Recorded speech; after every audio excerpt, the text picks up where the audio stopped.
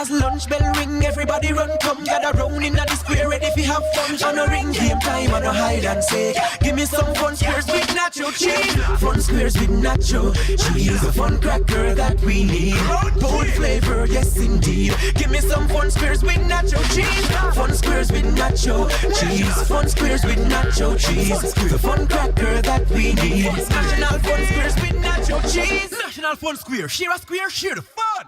Talk Up Yout is powered by National Baking Company in association with Cranwatha, a Stanley and Empress production, giving the youth a voice. Talk Up Yout, myself a Talk Up Yout. And so we come to know these youths and show these youths. Talk Up Yout, help the youths to know them roots. Nurture them, protect and love and hear these youths. Music make them know I love we show these youths. Mr. Save the youth, I kill the youth, I talk up youth, I build the youth, I trick and fool and pill the youth, I talk up youth, I build the youth, empower and then skill the youth, I talk up youth, I build the youth, talk up youth in Jamaica, we are Build the youths there. talk up youth in Jamaica. But no politician taking donation, so no criminal will never see a station, never see a cell, not even. You hear the sound bites from our entertainers? Some of them have lost faith in some politicians who are elected to serve. Politicians are an integral part of the governance structure of our country, entrusted to establish policies on our behalf and lead the organization of the nation. How do our young future leaders feel about the current and past leadership of the country? Let us try to understand the thoughts of the youth on voting, their civic responsibility, politics, and why young people do or don't get involved.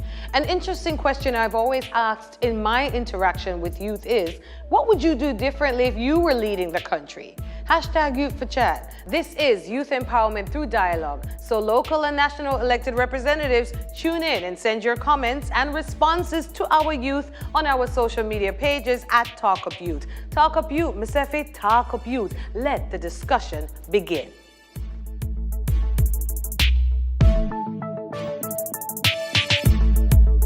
We have to build the youths there. Talk up youth in Jamaica. My problem with youth and governance is that many of us are not aware of what governance is. We think it's synonymous with politics. Yes, it's a part of it, but it's not all of it. Also, we complain about the politician names so they're not bringing the change. And why aren't we offering up ourselves to fill these positions? And when our fellow young people offer up themselves, we don't support them. Also, we need civics in schools. We need to know what governance is. Civic responsibility, by mere definition, is when you utilize your responsibility as a citizen, either through volunteering, paying your taxes, voting, being a part of community outreach programs, right? It's giving back to your nation.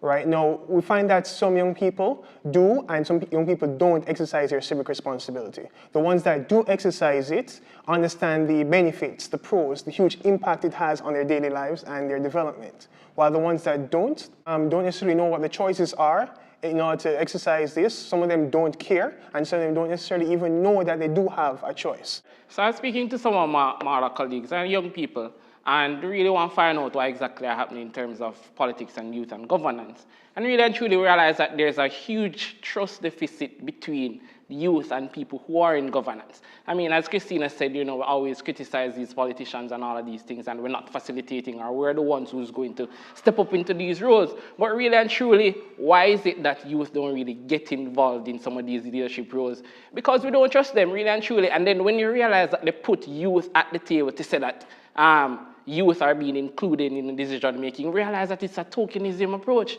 And are we really being listened to? Are we really being involved in the process? And it's not just at the national level, even at the university level, on the guild, you find that people don't vote. Why we don't vote? Because even as young politicians, student leaders, they don't trust us as young politicians, so why them go trust the older politicians? And that's really my issue. It's really a trust issue between the leaders of the country and the people. A lot of people really don't trust these politicians. There are a lot of promises that are not fulfilled. And we know that all of these promises cannot be fulfilled. But, I mean, Jamaica is still in a diarrhea, PMP, JLP type of country. And I think we need to move from that and try to look at what is right for the country.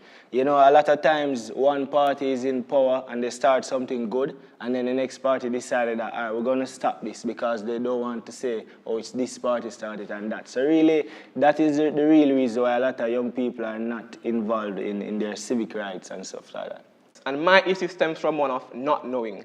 So we don't know how to vote, we are not taught how to get involved, we are not taught to enact our civic responsibilities. So I have to jump on Christina's point of saying that we need civics back in school to teach us how to get involved, how to lead, how to actually hold our representatives, whether maybe in a company or whoever leads us, accountable for their actions because we put them there.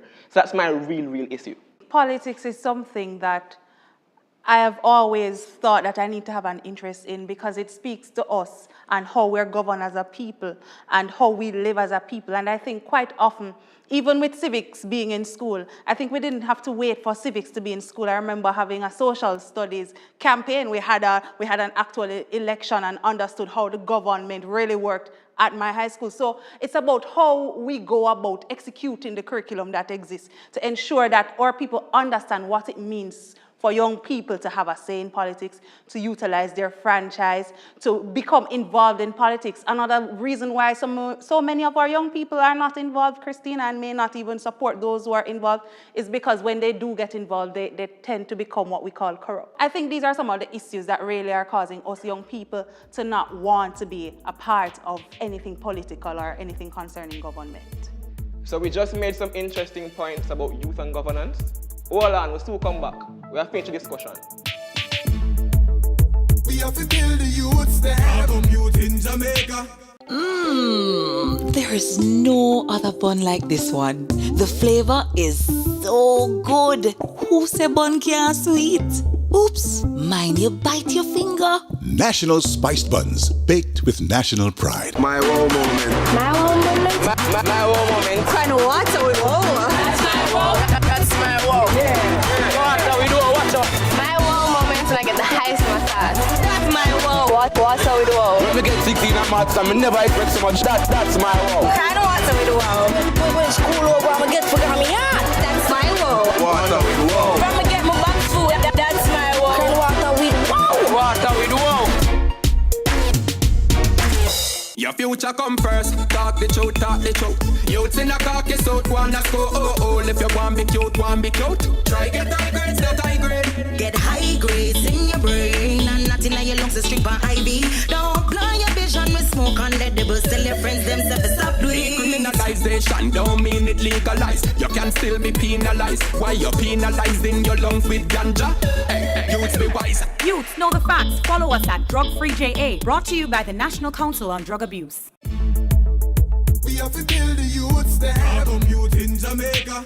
You know, being a part of this current sitting of the Youth Parliament, because you know the government recently reconvened the Youth Parliament this year, and the idea was pushed that, you know, youth are actually getting a voice to, you know, debate on issues that are really affecting youth, and we'll actually get a chance to, you know, kind of converse with the persons who are actually in Parliament and, you know, help implement policy.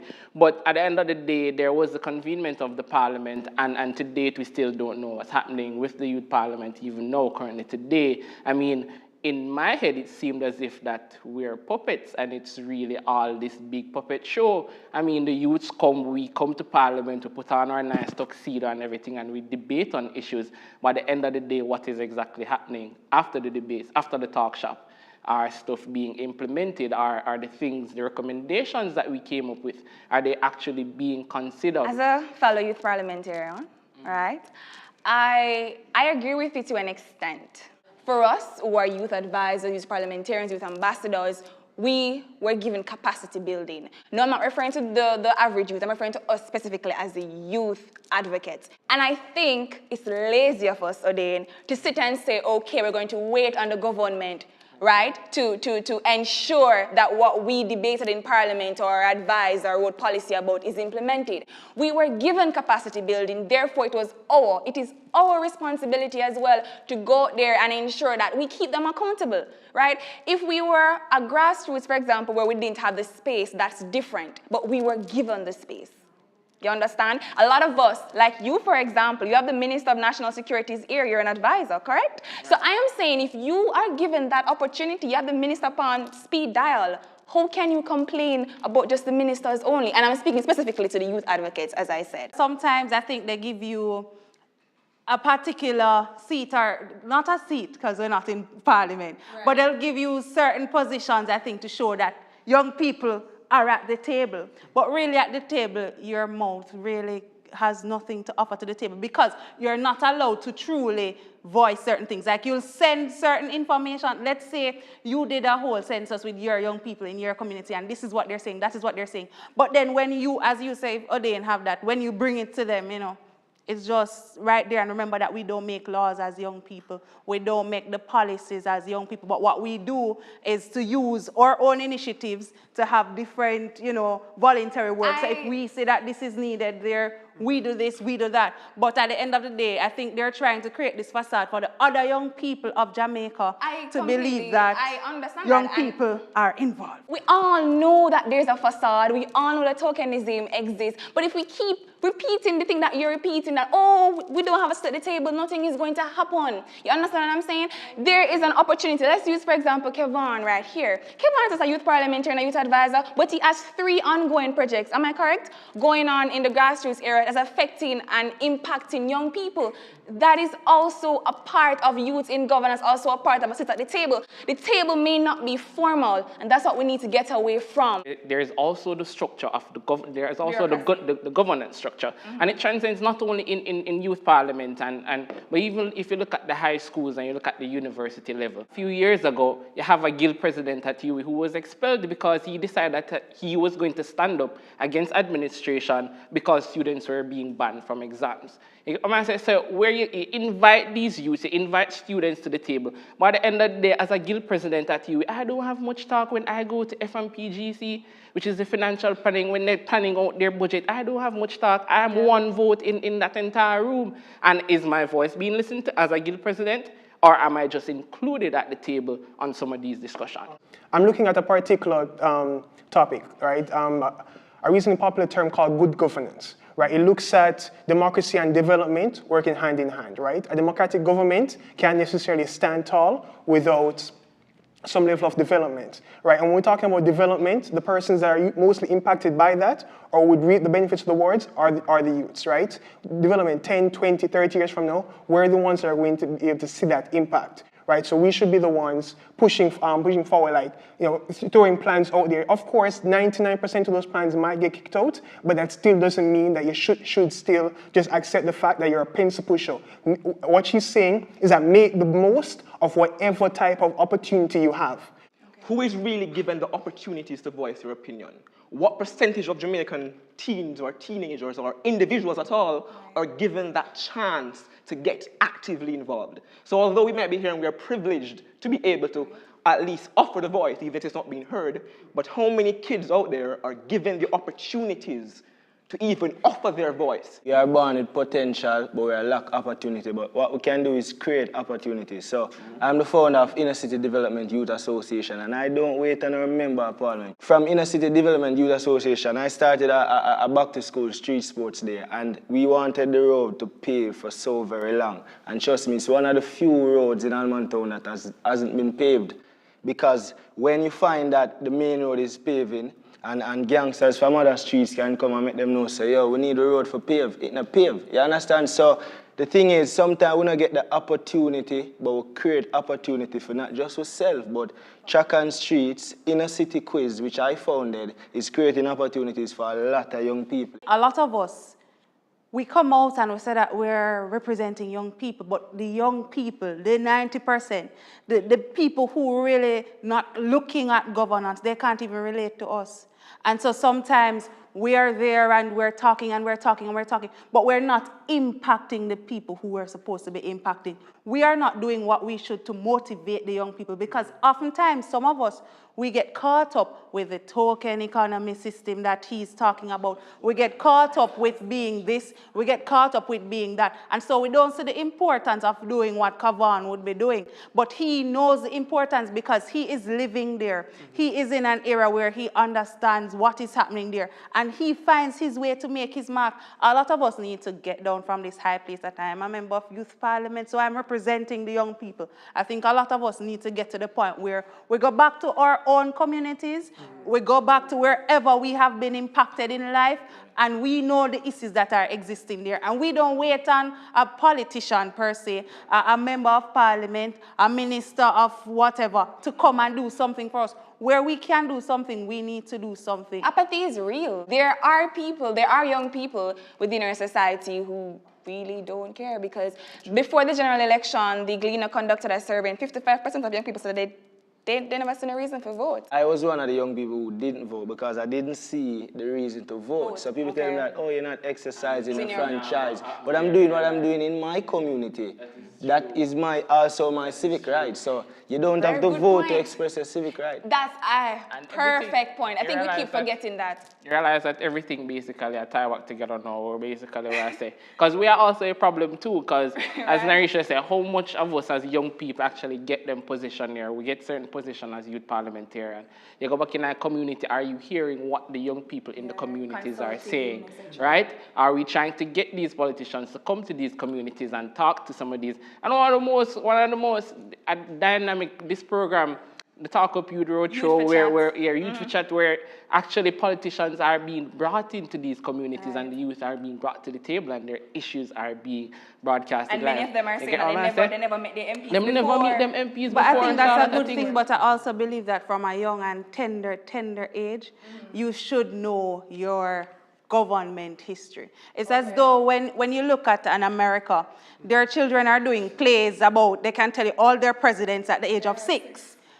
In our schools, we teach the Caribbean history and we teach the ancestral history, but we eliminate the government history because they don't really know the history of where they're coming from. Some of them will go with, my mother is a Labourite, they're going to vote Labourite. Their father is a PNP, they're going to vote. They're going to vote like that. We are actually taught our government history, but it's the wrong form of education. It has been taught by our grandparents that, in the 1980 election was the worst, so we know this and that did happen and that. We need it formal. We need something proper. Yeah, we need something formal. Something I think we can adopt from the American system is that they teach leadership from a tender age. So during their school system coming up, you have like year group president. So they're positioning people to lead, and then they're positioning them to create policies to move forward. When I have this in Jamaica, we have a few student councils who represent. I don't agree with that, Cleveland.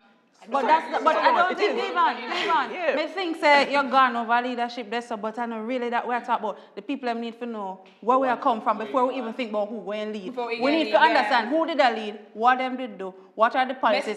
Do we have, like in America, them know that Democrats and conservatives, what we have in Jamaica, we have a similar structure, but a lot of we don't know.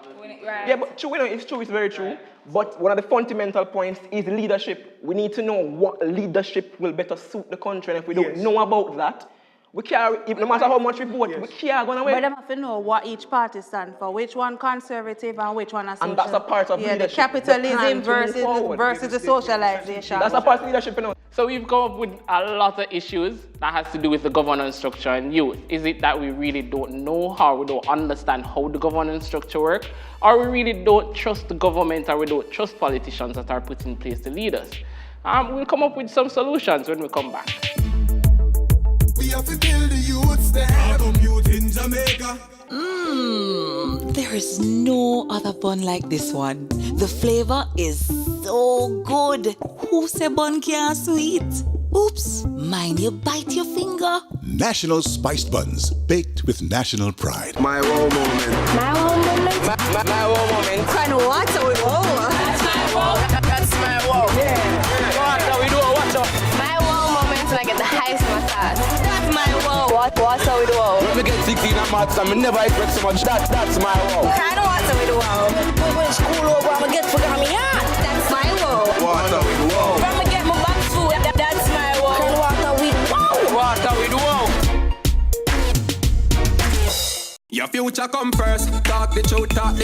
Youths in a caucus out, wanna go, if you want be cute, try get high grades, not high grade. Get high grades in your brain, and nothing in your lungs is strip and ivy. Don't blind your vision with smoke and the devil, tell your friends themselves to stop doing. Decriminalization don't mean it legalized, you can still be penalized. Why you penalizing your lungs with ganja? Hey, youths be wise. Youths know the facts, follow us at Drug Free JA, brought to you by the National Council on Drug Abuse. We have to build the youths there. Youth in Jamaica.